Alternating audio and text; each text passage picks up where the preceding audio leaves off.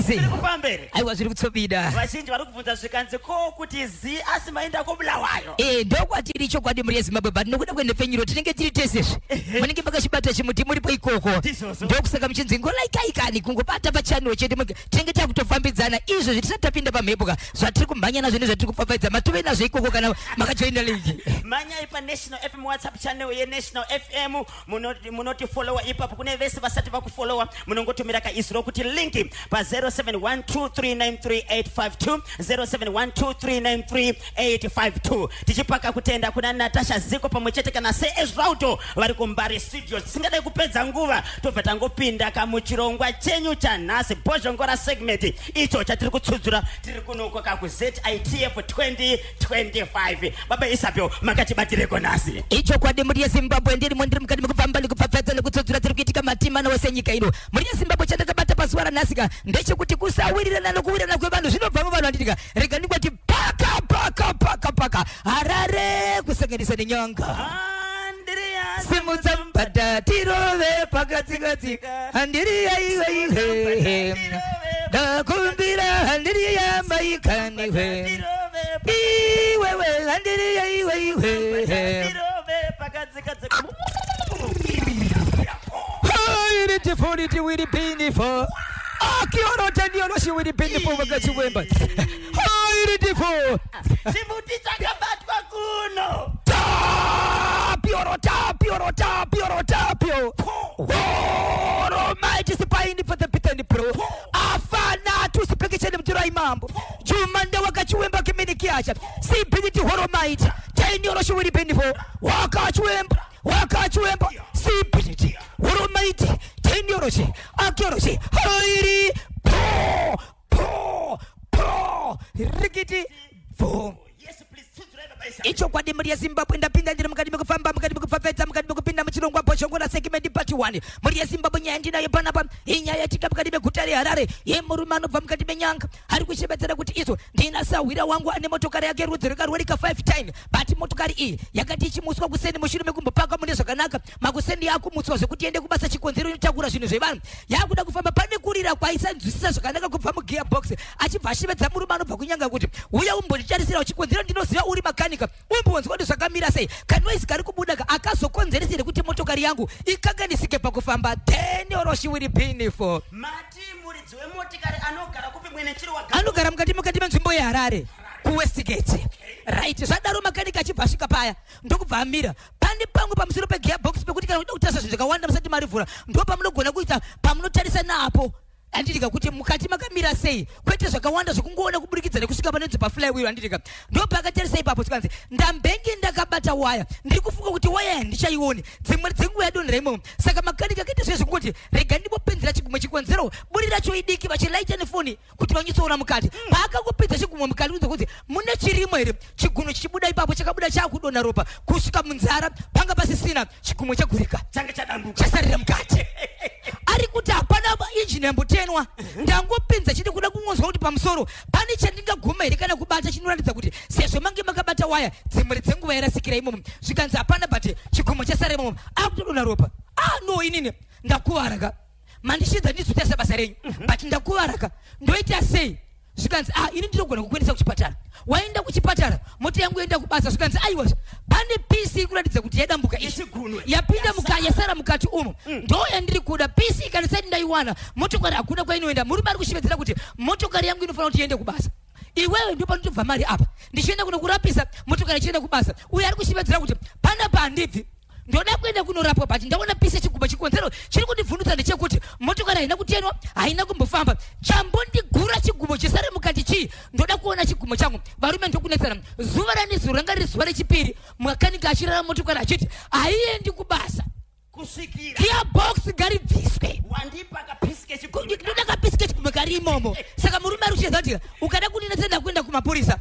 mapurisa kuti ende kumapurisa itori chokwa kuti wirirane panoda vemutemo ngava tigare pasi nokuti handina zvakawanda zvandiri kuda chandiri kuda inini ipisi yechigumwe changu chasara mukati umu moteni kuenda kubasa sei muchiziva kuti mukati megearbox madurira pisi yechigumwe uyezve chambondiruma chii ndiani aunza nyaya kuNational FM muridzi ane chigumwe chakadambuka ndiye wabweresa ngani ndiye ari kuchema kuti muri yeZimbabwe ndingaitire kuti motokari ifambe ndichiziva kuti mune chigumwe changu iye ane ane chokwadi here ane V11 ekuti chigunwe chakasara mugearbox akasvika ari munhu kwaye nguva yakangwisa chigumo ipapo achisimudza chigumo chake akadochisumudzwa nokuti unzwa kuti ndagurwa ndaruma ari kutasa chigumo ari kuona pisa pachisena. Right, ndiyo nyaya tiri kufamba nayo. Mhanya pa National FM WhatsApp channel kana usati wajoina ka ingotumira ka iziro kuti link pa 0712 393852 0712 393852 0712 393852 pabodzi na 0713 938538 0713 938538. musakoshiwe kuti tinenge tichibroadcasta live kuchokera kuno ku ZITF 2025 Zimbabwe International Trade Fair kuchoka na ora za 11 o'clock kapata 12 o'clock every day kuzati 1600 hours kapata 1700 hours 4 to 5 mauro. Peter Zulu representing Domboshawa wa Gonatani hanzi ndakachibata chemuti. So ndiani ari wrong apa endai pa channel munovota murizwe motikari ari kuramba kuti gearbox rivhurwe makanika atorwe PCF chigunwe reka kuti munwe wache kuba uko chirodzi munhu andika munwe right. makanika ari kuti gearbox rese ridzikiswe rivhurwe atoreka munwe wake. So point kwa sei manya pa National FM WhatsApp channel yedu munovota ipapo. Baba Isabel ichi chakaipa chikupisa ichi chakanyanya. Motokari ngende ndi munhu wangu vati vaendere kumapurisa avasati vaenda uya ari kuti ini chandirogona masipana ndinawo ende basa riri kubasa kwangu chandiri kuda mukati mano sinoda kugadzira gearbox rako ndoda kungotora munhu wangu chete ndobva ndaenda hangu. Asi ndiri kubvunza kuti chambondiruma chii nikuti motokari haina kustartwa haina kutenda zvimwe dzimotikati kutenda kwesimbi kwagura chigumbo changu. Tibate pa 0773238096 0773238096 munongotumira ka WhatsApp message kana text message ipapo. Zviri kunzi mna mainosa loud and clear muri kobulawayo kanyemba na posho ngapiwe peace yemunwe wake ngaramba ari mumota chete ndimuchoka timu mashasha yese pamwe chete kana Peter Zulu ndinonzi mainosa loud and clear ndiri kuno kobulawayo. Yes vakachibata variko vakachibata mainosa. Okay, rega katinzwe Shekmeni Matono anzi kudiniko mota ngaiende kubasa ine kagunwe keunwe anzi kemumwe please muridzi wemota uyo akachekeresa zviri pachena uyo KP ndimuchoka Victor Katiyo Kelvin Joao mainosa kamanura D&D chigwededza Addington Pukanya tinasha kotora muningiwa 1040 chari hita nyakaringa prominent mandombo nemasoja ese anoshandira kakuboda gairezi right panonzi panyaka hoba ndinonzi the radio inspector Shekmeni Matono ndiri ku Kenponi. Icho kwadi muri Zimbabwe ndiri mukati mekufamba wamukaseko teli wambukugwa pamwe chete na constable for chichiputi vakabati vari pa Post Office pa wamukaseko cha dogota mimba yebere ndinozoti ukachibata uri muno mabula wayo wamukaseko idite musimba kumeda chimuti wakabata Sicilia banda pamukanda butsapo ndinozoti muri kuenda nacho wamukaseko vatasara vangu vanoshinzira kuti Isaac Ndevu kana kuti wasu ndinozoti ukachibata uri pasi ndoga ipapo vachimhanya nacho muri Zimbabwe ndakupfapfaidza chandakupinda nekubata muri Zimbabwe chiri kwakuno kwantutu chiri kwakuno kwabulawayo rega ndikoti paka bulawayo beyond deep down beyond deep down beyond deep down beyond deep down beyond deep down beyond deep down ebedio varoya vana pilo buba iwe chirongwa chino posho ngara segment muri kuchinzwa kana vasawira ve ndoda kutaura pana pandiye kuti izvo mune mukati meimwe nzvimbo yekwabulawayo ine muprofita angari mukati mekuprofita achishandira vanhu ende aita mbiri yakawanda mushure mekuti akachibatsira vanhu zvichokwadi vanhu vachiporeswa minana ichionekwa pamusoro pekuitika zvinhu izvi. Asi mukati menzvimbo iyi manga muine nyaya yekuti izvo vanhu vakawanda maita dambudziko rekuti kunofiwa nevana vadiki vasingakuri vakadzi kana vachinge vaita pamuviri panogona kubva pasati pasvika kana kuti mwana akabarwa anofa asina kusvitsa zvenogona kuti 5 days mwana anenge atofa. Vanhu panyaya iyoyo vakabva vatsvaga munhu anonzi Tsikamutanda zvezvekubhuti kune dzin'anga dzinoshevedzwa nevakuru mukati menzvimbo kuti ngavasvike kunoku vazotibatsira kuti chii chiri kuitika mukati menzvimbo. Hamuchisina mwana mudiki ari kuchema, hamuchisina mwana guru ari kufamba, kana kuti vana vakaberekwa kumashure hakuchisina chikonzero, vese vari kupera kufa mimba dzichibva. Zvadaro mhuri yeZimbabwe kuchibva kwashevedzwa anonzi Godobori kana kuti Tsikamutanda achibva apindira mukati menzvimbo. Izwai mhuri yeZimbabwe ndikuze pakatangwa chirongwa ichi munhu akatangwa kubata kunzi uya pano umbotaura nesu ndiye muprofita anesongana inetsa kunze ndiye anokonzeresa dendoro yose uri bini for nyaya uri kutaura yekuno ku iri kuitika kuti kobulawa kwanzi kwa mzirikazi mzirikazi yes baba izvanika zvadaro baba ndika aona kuti ndiye muprofita zvikanzi izvo baba ava ndo vari kukonzera chiprofita chavo chiri kutosimbiswa nekufa kunoita vana ava kana vana vachiva anenge achisunga zvokuti izvo matauriro nemaprofita anenge akuita izvi zvino zvinenge zvakanaka kana wakazvitakura badzi ukangotsika pasoro rake kana kuti ukainamatiwa naye mangwana hapana chichakure pamwiri pane kuna kufa kakubva kana pasina kubva uchingopona mwana chete akaita 5 days panobva padarika inzwa kwakazoenda nyaya yemunhu wezimbabwe zvadaro mhuri yezimbabwe pakazobuda mashoko kuti musangano reprofita umu akaita zvakare chimwe chinhu chisingaitike chekuti pana amai vane mwanasikana wavo ane 16 dzekuberekwa ane pamuviri ivo amai vacho zvakare vaine pamuviri but iri mhuri ine baba mumba zvakazoonekwa pachina kuti amai vari pamuviri ndepemuprofita mwana ari pamuviri ndepemuprofita amai vari pamuviri nemwana mwana ari makore mangani 16 years 16 years imhosva vakapiwa sei pamuviri vese nemuprofita vese vakarukati mokutofambidzana ende amai ava vaizivikana zvikuru sekwenziso panoda kubuda kunonamatiriwa vanhu ndo vaishevedzwa ende baba ava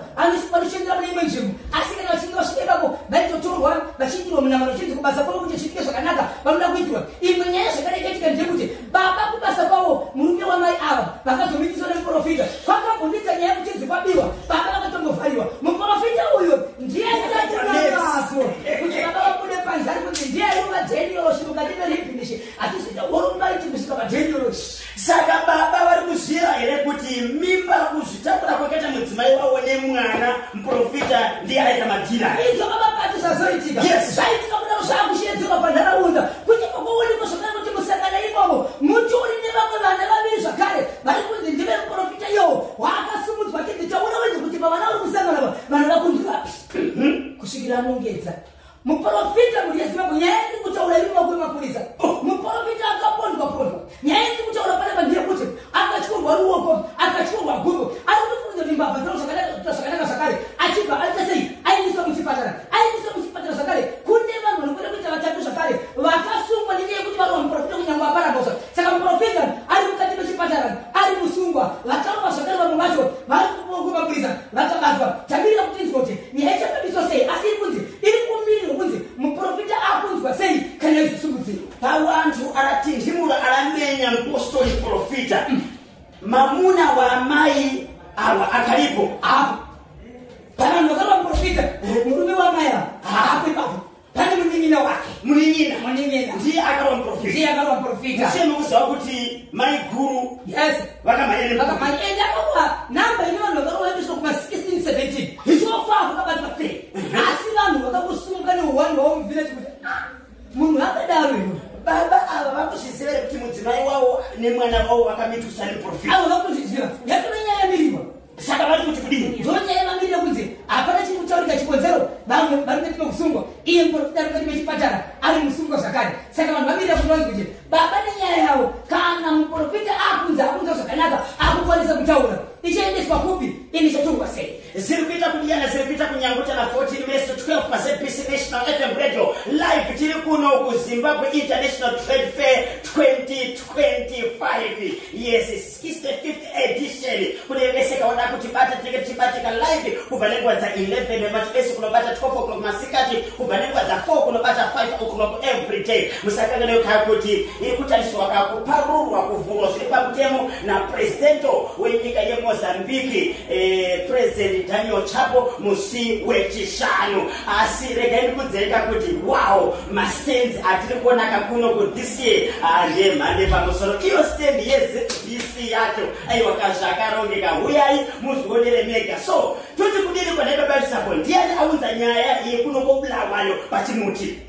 ndingakuti mukuru mukati menzvimbo iyi kusanganisira chebe mukati menzvimbo iyi ari kuti izvo pamini vandakaita pano pane maripoti andiri kusangana nawo hondo haina kumira vanhu vakawanda vari kuti iwo hatizi kuziva kuti sofa vanhu vangani vakatamba nemuprofitawo vakapa mwana nevasina vari mukati mesangano uyezve toda kuti tizive kuti muri yezimbabwe panoitwa machechi panoitwa maprofita nevarapi nevabatsiri isu vanoda kubatsirwa tinenge tine nhamo namatambudziko tingaziva sei kuti uyu munhu uyu zvaari kuita nezvedenga haana zvachiripanukira mukati mangwana kuti bira kuti ponda kana kuti torera madzimai toziva sei nekuti chinenge chiti vanhu vamwari ende chatine chichoka kubatsira So far vanhu vangani vabuda padesha vabuda pachena kuti vakamitiswa neprofita right iko zvino zvabuda iwo ndamai ane mwana kuzoita vana vaviri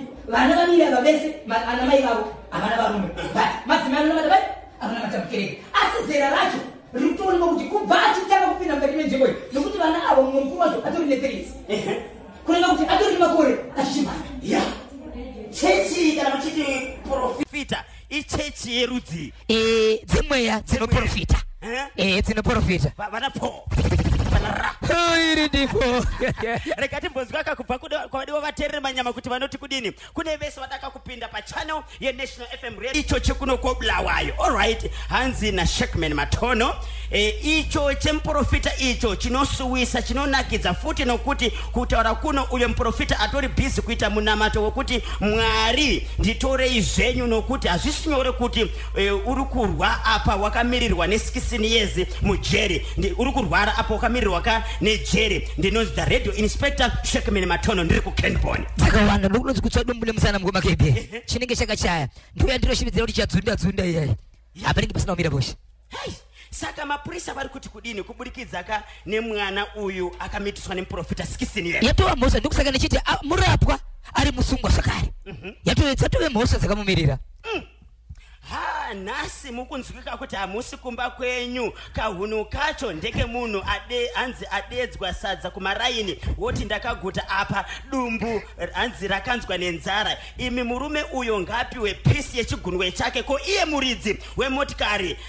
anorambirei right kana mugearbox make musina kachino kuramba kwake kureva kuti mugearbox imomo hii akachekeresa uyo mukati mugearbox umo mune oiri hanzi ndipo mune ropa ndo oiri yacho ngaende kumapurisa wechigunwe uyo polisi yogadzisa kanyaya ndinonzi dasmeta chingariwo ndiri kumaavenues apa ari kushevedzera kuti handibvi pano kana handinombva kupa nguva yokuti ndibve panapa chikumwe changu chisati chabuda kana pane vanouya vanotouya ndiri pano handisi kubva nezuro dzanga dziri 2 days kureva kuti kana sitabuda nhasi izvo richi3 muri kuti kudini koZimbabwe tibate pa 0773238096 0773238096 hanzi kudini kwaibina bosho takachibata kachimuti ndiri pachihota police get busy pane muprofita uyo ndimutsiroka baba namai chanza nemhuri yavo wangu wepamoyo mai Junior Shami Maglazi ndi Isaac Mungazi kuMasasa village 5 kwachihota paCharai tinotenda kuri seko nhasi hanzi muridzi wemotikari ngape chigunwe kumunhu akadamburwa chigunwe achigadzira motikari ngavhurise gearbox ndopakakuvarira mukubakire rega tinzwe ingotumirai kamessage WhatsApp kana text message kuita kuti tikwanise kutaura handisi kukwanisa kudayira kamafoni enyu mhoro kanyemba nakule bozho ndini Alec Gweja nyaya yechigunwe inoda police case uye muprofita uyu hanzi akaromba ndinomhoresa My Purity na Melta Muravhu na Aaron Dzinodya ndinonzi Alec Gweja baba Isabel yes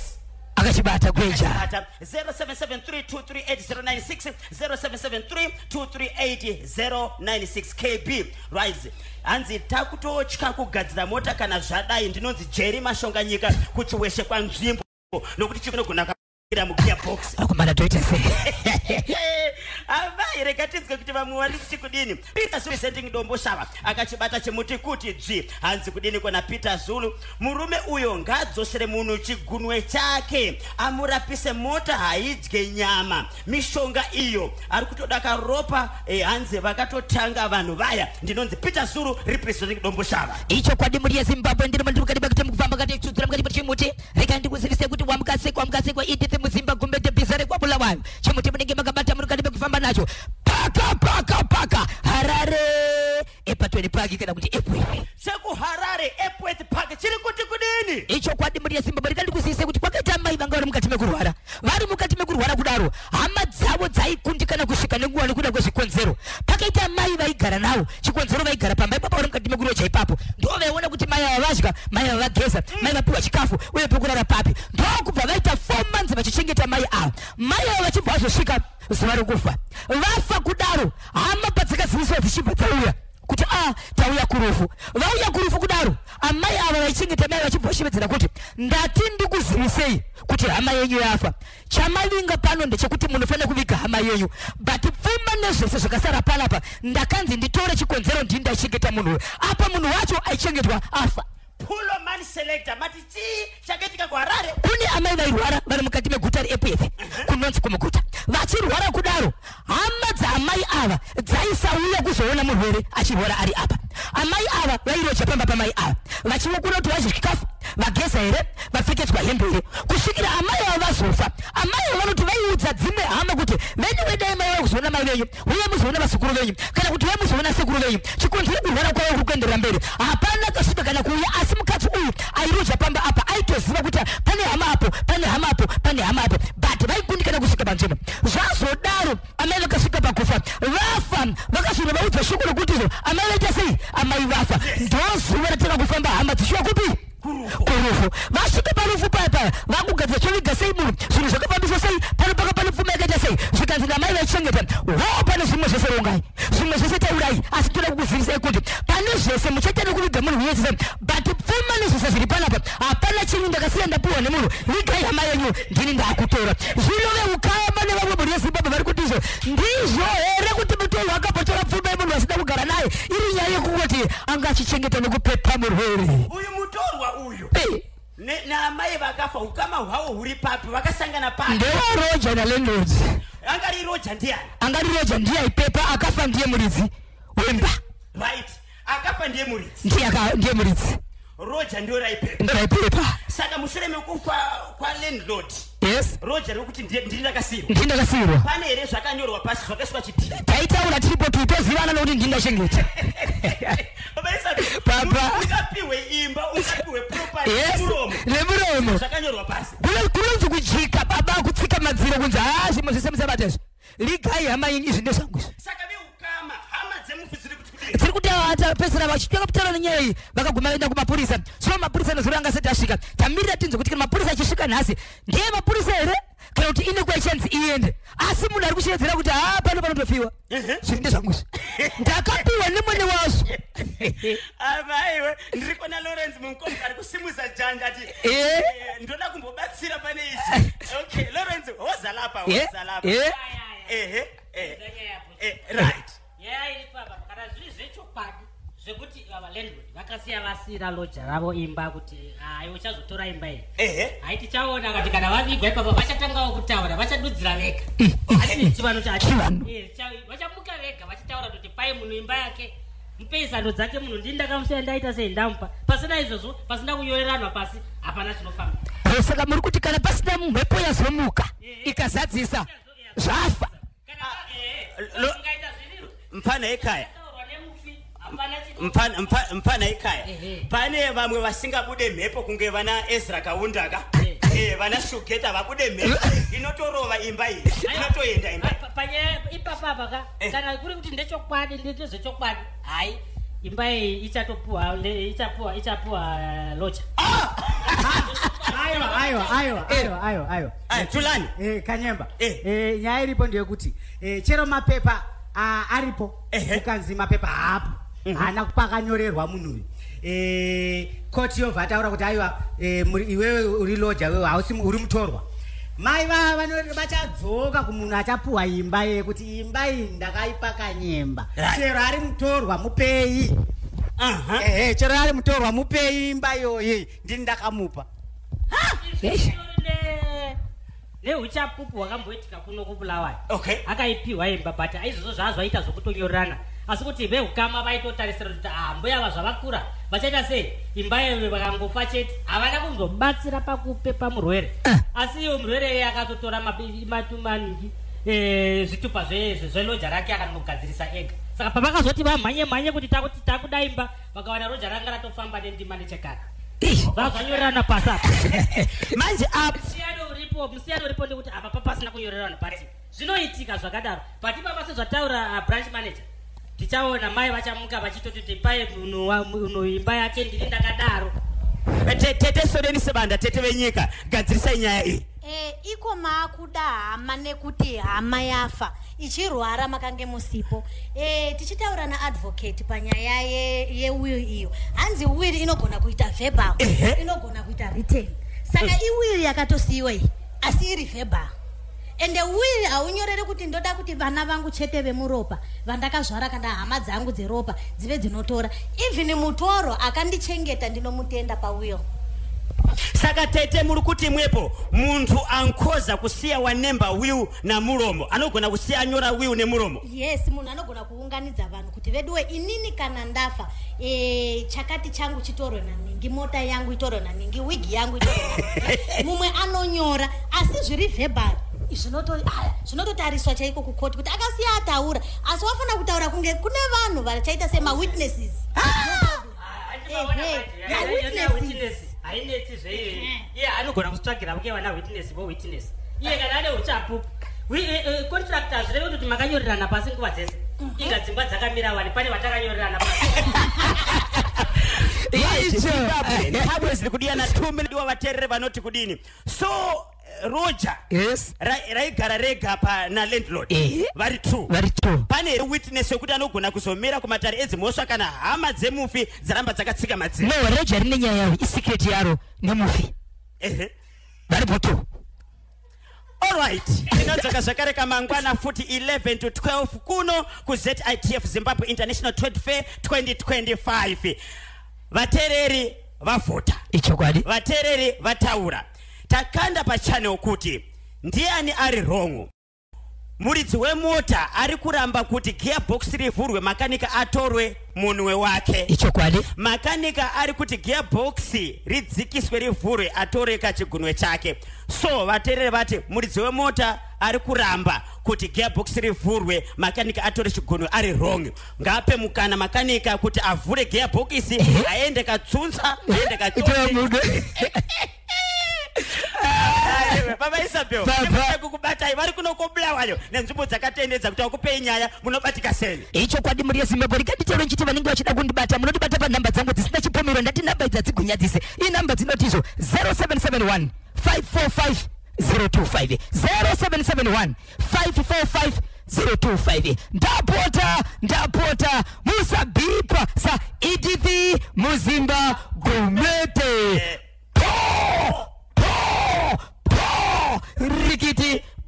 Nichemerewa Kanyemba Ponzo alongside Baba Isabel Poshongora, Washington Marimira, Tulani Munyandi, Lawrence Munkombwe, pamwechete kanema engineer Manyama. Tiri kuno ku ZITF musakangano kuti tinenge tichi broadcast live kubva nengwa dza 11 kunobata 12 o'clock makuseni ega pa National FM, kubva nengwa dza 4 kunobata 5 o'clock manheru, kubva nhasi kunobata musi wemugovera. President wenyika yeMozambique, President Daniel Chapo vari kutarisirwa kuvhura edition this year yechinhamba 65 musi wechishanu. Muwane kuteerera kwakanaka mhanya ipa